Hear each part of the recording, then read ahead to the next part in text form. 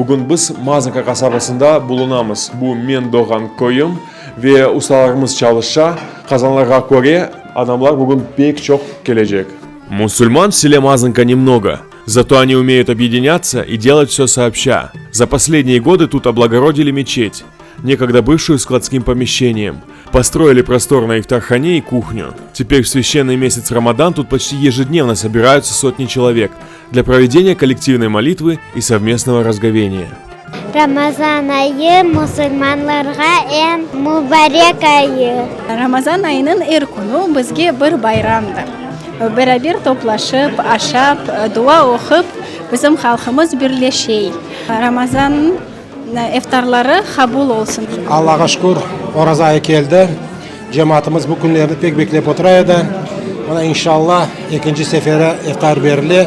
Maşallah iftar бергендерге пек қуанамыз. Мына cümlemizге Аллаху Рабб Тағала ораза тұтып, оразамыз қабыл етсін. Бүтін Қырым мұсылман халқын ораза айынан қайырлайым. Алла Тағала еркезге ұзақ өмір, қави саулық, сәлеметлік, сағламылықтар берсін. Бір-біріне сеугі үрмет берсін. Бақ час қысмет берекет болсын. Алла еркездің яқшы ниеттеріне, мұрадларына еткісін. Возрождение мусульманской общины села Мазынка – общее дело местной молодежи.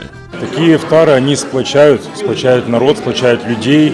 И у нас уже в практике уже третий год вот в нашем ифтархане проводим такие ифтары. Аллах шкур, альхамдулилля, дожили до этого Рамадана. И вот в этом месяце каждый день уже расписаны, практически осталось пару свободных дат, а так каждый день ифтары. Мечеть села Мазынка известна своей гостеприимностью. На ифтары и мусульманские праздники сюда съезжаются отовсюду.